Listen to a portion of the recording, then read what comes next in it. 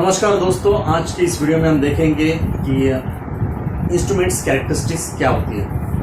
तो instruments characteristics दो type के होते हैं, एक को कहा जाता है स्टैटिक कैरेक्टरिस्टिक्स और दूसरे को कहा जाता है डायनामिक कैरेक्टरिस्टिक्स। स्टैटिक कैरेक्टरिस्टिक्स का मतलब है कि जो कैरेक्टरिस्टिक्स टाइम के हिसाब से चेंज नहीं होती है, जिनके वैल्यू चेंज नहीं होते हैं टाइम के हिसाब से, उन कैरेक्टरिस्टिक्स को कहा जाता है स्टैटिक कैरेक्टरिस्टिक्स। और डायनामिक कैरेक्टरिस्टिक्स यानी कि जो टाइम के हिसाब से वेरी कर सकते हैं, उन्हें कहा जाता है डायनामिक कैरेक्टरिस्टिक्स।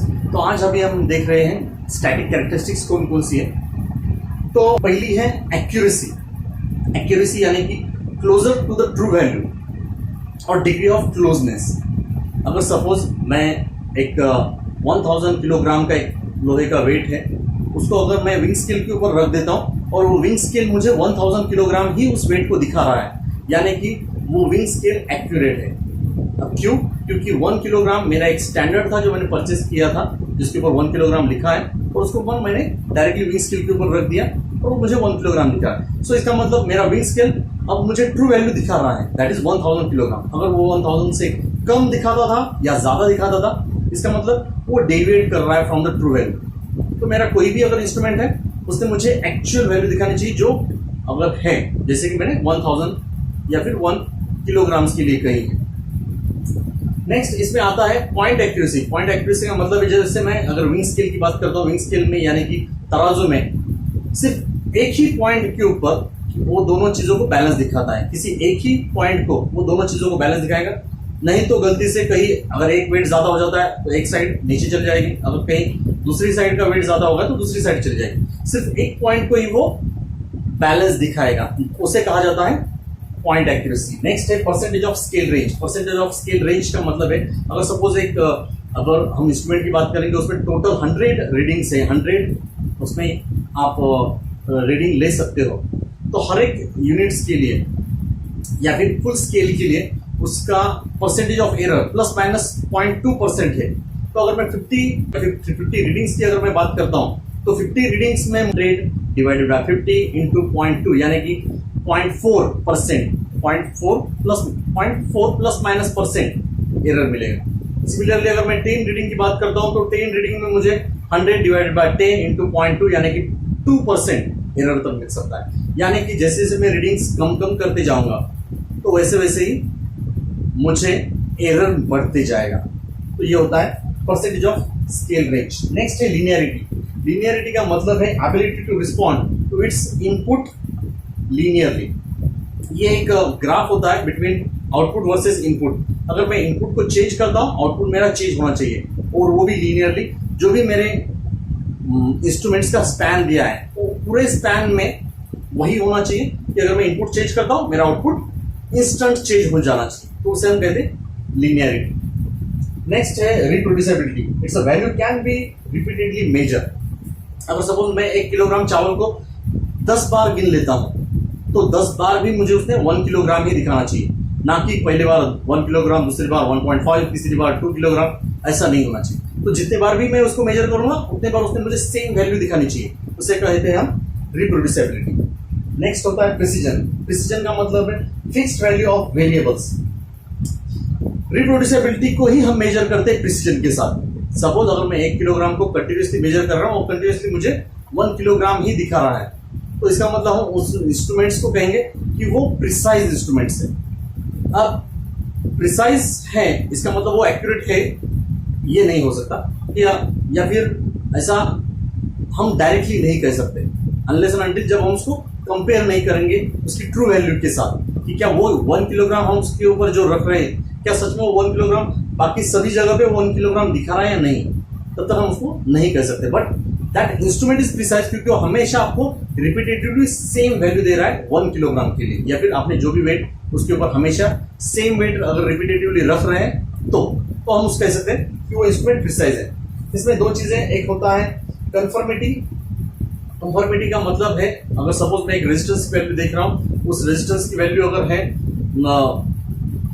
1035 ओहम, 1035 ओहम अगर उसकी वैल्यू है, और अगर उसको मैं मेजर कर रहा हूं बाय यूजिंग मल्टीमीटर मेजर करने के बाद अगर मल्टीमीटर मुझे दिखा रहा है कि वो 1.1 किलो ओम है, तो 1.1 किलो ओम को मैं कह सकता हूँ कि हाँ ओके, क्योंकि वो 1035 ओम था तो उसको उसने मुझे डायरेक्टली 1.1 किलो ओम दिखाया। इसका मतलब ये थोड़ा बहुत ट्रू वैल्यू के जितना ही है, तो उसे हम कहते हैं कंफर्मिटी। कंफर्मिटी डिपेंड कर रहा है क्योंकि हमारे पास नंबर ऑफ सिग्निफिकेंट बिट्स ज्यादा नहीं थे। अगर मेरे पास नंबर ऑफ सिग्निफिकेंट बिट्स ज्यादा रहते तो शायद मुझे वो 1035 ओम दिखा सकता था, बट मेरे पास 1 किलो ओम की रेंज डायरेक्टली थी तो उसने 1.1 किलो ओम दिखा दिया, तो उसे हम कहेंगे कंफर्मिटी। नेक्स्ट होता है नंबर ऑफ सिग्निफिकेंट फिगर्स। अब जैसे पहले वाला एग्जांपल था 1035 ओम था, तो यहाँ पर अगर मेरे सिग्निफिकेंट बिट्स अगर बढ़ा दिए होते, सपोज पहले दिखा रहा है 1.02 ओहम या फिर 1.03 ओहम, तो भी मेरे एक्यूरेसी या फिर प्रिसीजन बहुत ज्यादा है उस इंस्ट्रूमेंट्स में, ऐसा हम कह सकते हैं। तो प्रिसीजन में सबसे इंपॉर्टेंट चीज क्या है, it should be closer to the true value, तो होना ही चाहिए। साथ में नंबर ऑफ सिग्निफिकेंट बिट्स कितने हैं उससे आपकी एक्यूरेसी और ज्यादा आ सकती है, ये होता है प्रिसीजन। नेक्स्ट होता है repeatability. Repeatability, reproducibility and precision are quite same, वो सारे एक दूसरे के जैसे ही होते हैं। हम कितनी बार भी उसी चीज को मेजर करेंगे तो वो वही वेट हमें दिखाएगा, उसे हम कहते हैं रिपीटेबिलिटी। नेक्स्ट है सेंसिटिविटी। सेंसिटिविटी का मतलब है it's a ratio of output, change in output versus change in input. जैसे ही मैं इनपुट को चेंज करता हूं मेरा आउटपुट चेंज होना चाहिए। अगर मेरे से गलती से 50 ग्राम ज्यादा गिर जाता है तो उसने मुझे डायरेक्टली रिफ्रेश करना चाहिए कि 50 ग्राम ज्यादा गिर गया, ताकि मैं 50 ग्राम कम कर लूं, और जैसे ही कम कर लूं उसने मुझे दिखाना चाहिए कि 50 ग्राम कम कर लिया है, तो उसे हम कहते हैं सेंसिटिविटी।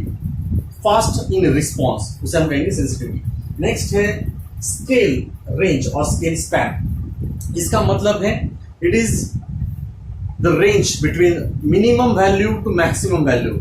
एक पर्टिकुलर मीटर में मिनिमम वैल्यू कितनी है, मिनिमम कितना मेजर कर सकता है और मैक्सिमम कितना मेजर कर सकता है, इस पूरे स्पैन को हम कहते हैं रेंज।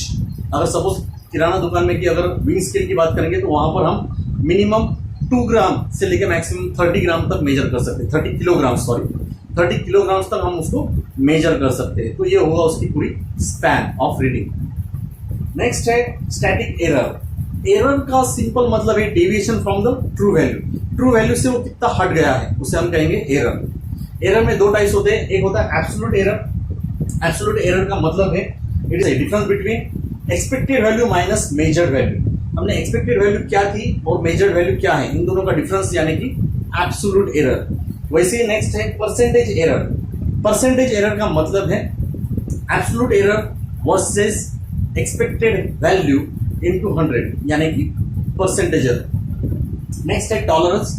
टॉलरेंस को हम बोल सकते हैं कि ये एक्सेप्टेबल एरर है। एक्सेप्टेबल एरर का मतलब क्या है कि ये किस चीज का हम टॉलरेंस कितना होता है, प्लस माइनस जिसे बोलते हैं। और ये टॉलरेंस क्यों होता है तो वो डिपेंड करता है कि उस इंस्ट्रूमेंट का स्पैन कितना है, उसमें कितने रेंज होने वाले हैं, उसकी रीडिंग कहाँ से कहाँ तक है, उसकी पूरी स्केल कहाँ तक है। तो उसमें उसका हर एक जो रिजोल्यूशन रहेगा उस रिजोल्यूशन के हिसाब से उसमें टॉलरेंस आ सकता है। टॉलरेंस का सिंपल मतलब है कि एक्सेप्टेबल एरर। अगर हम किराना दुकान की बात करेंगे, किराना दुकान में गेहूं या चावल इतने ज्यादा महंगे नहीं है, अगर गलती से 5 या 10 ग्राम गेहूं या चावल ज्यादा गिर जाते हैं तो भी उससे कुछ इतना ज्यादा लॉस होने वाला नहीं, तो वो एक्सेप्टेबल एरर है। बट वही अगर हम बात करेंगे, कंपेयर करेंगे किसी सोनार की दुकान के विंग स्केल के साथ, तो उसको 0.01 ग्राम भी ज्यादा देना, उसको 0.1 ग्राम भी ज्यादा देना इकोनॉमिकल नहीं रहेगा। इसलिए उसका जो है विंग स्केल उसकी एक्यूरेसी बहुत ज्यादा रहेगी एज कम्पेयर टू किराना दुकान की विंग स्केल से, तो हम कहेंगे उसको टॉलरेंस। Next threshold. थ्रेशोल्ड का मतलब है smallest measured input till the output is not going to be change, उसे हम कहेंगे थ्रेशोल्ड। जो स्मॉलेस्ट इनपुट है और स्मॉलेस्ट इनपुट जब तक अचीव नहीं करेगा तब तक आउटपुट वैल्यू चेंज नहीं होगी। जैसे अगर मैं किराना दुकान में जाता हूँ, वहां पर 4-5 गेहूं या चावल के दाने उठाकर विंग स्केल के ऊपर डाल देता हूँ, फिर भी कोई वेट हिलेगा नहीं, कोई आउटपुट दिखेगा नहीं। इसका मतलब क्या है कि उसके लिए एक weight, smallest input weight consider किया है। जब तक वो इनपुट वेट अचीव नहीं होगा तब तक वो आउटपुट 0 ही दिखाएगा। सो उसे हम कहते हैं थ्रेशोल्ड। नेक्स्ट है रिजोल्यूशन। अब रिजोल्यूशन का भी मतलब वही है कि रिजोल्यूशन यानी कि कितने डिग्री का वो चेंज इंक्रीज होते जाएगा। अगर किराना दुकान में की विंग स्केल की बात करेंगे तो वो 0.2 ग्राम 0.2 ग्राम 0.2 ग्राम से इंक्रीज होते जाएगा। जब तक मैं 2 ग्राम चावल नहीं डालूंगा तब तक ये वेट चेंज नहीं होगा। जैसे में 2 ग्राम चावल जाएंगे तो ऑटोमेटिकली 2 की जगह 0.4 ग्राम दिखाई देगा, तो उसे हम कहते हैं रिजोल्यूशन। रिजोल्यूशन यानी कि इंक्रीजिंग ऑर्डर। ऐसी नेक्स्ट डेट टाइम।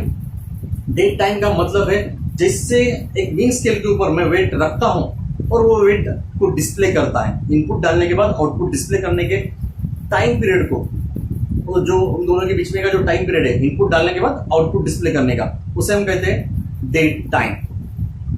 नेक्स्ट है डेड जोन। डेड जोन का मतलब है एक इंस्ट्रूमेंट को आप कब तक यूज नहीं कर रहे हो, कब तक यूज नहीं कर रहे हो, इसका मतलब आप कब तक उसके ऊपर इनपुट नहीं डाल रहे हो और वो आउटपुट डिस्प्ले नहीं कर रहा है, उस पर्टिकुलर स्पैन को हम कहते हैं डेड जोन। सिंपल में अगर कहा जाए तो सपोज मैं एक फैन को यूज नहीं कर रहा हूँ, उसको ऑफ रखा है, तो जब मैं ऑन करूंगा तो जब तक वो ऑफ पीरियड था वो था उसका डेड जोन। वैसे ही वीक स्केल के या फिर इंस्ट्रूमेंट्स के लिए जब तक आप उसको यूज नहीं करोगे तो वो उसका रहेगा डेड जोन कितना है। नेक्स्ट है स्टेबिलिटी। स्टेबिलिटी ये मैन्युफैक्चरर हमें डिसाइड करके देता है। स्टेबिलिटी का मतलब है ये जो सारे कैरेक्टरिस्टिक्स है, स्टैटिक कैरेक्टरिस्टिक्स, वो इंस्ट्रूमेंट के स्टैटिक कैरेक्टरिस्टिक्स कब तक परफॉर्म करेंगे या फिर कब तक एज इट इज रहेंगे, उनको हम कहते हैं static characteristics of that instruments. Next है ड्रिफ्ट। ड्रिफ्ट यानी कि एक्चुअल में हमारी रीडिंग डेविएट कर रही है from the zero value. Zero value से जब वो डेविएट करता है तो उसका हम कहते हैं ड्रिफ्ट। नॉर्मली ये एनालॉग मीटर्स में बहुत ज्यादा होता था। अगर हमने एक आधा आपके बाइक है, बाइक में अगर पेट्रोल इंडिकेटर है, पेट्रोल इंडिकेटर में अगर सबसे पहले वो जैसे नहीं थी तब जीरो दिखाता था, बाद में आप धीरे धीरे वो इंडिकेटर थोड़ा सा ऊपर की तरफ शिफ्ट हो रहा है, तो उसे हम कहते हैं ड्रिफ्ट फ्रॉम जीरो लेवल। तो ये ड्रिफ्ट इंस्ट्रूमेंट्स में आता है। तो इसके कौन से टाइप से, एक होता है जीरो ड्रिफ्ट। जीरो ड्रिफ्ट यानी कि अगर वो उसकी जीरो की पोजीशन को मूव कर देता है, जीरो की पोजीशन से शिफ्ट कर रहा है, तो उसे हम कहते हैं जीरो ड्रिफ्ट। नेक्स्ट है स्पैन ड्रिफ्ट। स्पैन ड्रिफ्ट यानी कि वो सिर्फ जीरो के पर्टिकुलर जीरो नहीं तो पूरे स्पैन के लिए अगर वो मूव कर रहा है तो उसे हम कहेंगे स्पैन ड्रिफ्ट। और थर्ड होता है जोन ड्रिफ्ट। जोन ड्रिफ्ट का मतलब है अगर सपोज सिर्फ पर्टिकुलर जोन के लिए, सपोज मेरा पेट्रोल इंडिकेटर हाफ पेट्रोल भरने के बाद ऑटोमेटिकली फुल इंडिकेट करता है, तो उसे हम कहेंगे जोन ड्रिफ्ट। तो ये हमारे ड्रिफ्ट है। नेक्स्ट है हिस्टेरिसिस। हिस्टेरिसिस का मतलब है कि अगर किसी इंस्ट्रूमेंट्स के ऊपर मैं उसकी मैक्सिमम कैपेसिटी का लोड डाल देता हूँ और उसके बाद में उसको रिमूव कर देता हूँ, तो जो एक कर्व फॉर्म होता है कि इनपुट राइज, उसके बाद में decrease and reach to the zero, तो इस पूरे कर्व को हम कहते हैं हिस्टेरिसिस कर्व। और ये आपको परफॉर्मेंस दिखाता है उस इंस्ट्रूमेंट्स का कितना है, तो ये भी बहुत ज्यादा इंपॉर्टेंट कैरेक्टरिस्टिक्स है। तो इस तरह से आज की इस वीडियो में हमने देखा कि what are the characteristics of instruments, जिसे हम कहते हैं static characteristics of the instruments. अगले वीडियो में हम देखेंगे dynamic characteristics of instruments. Thank you.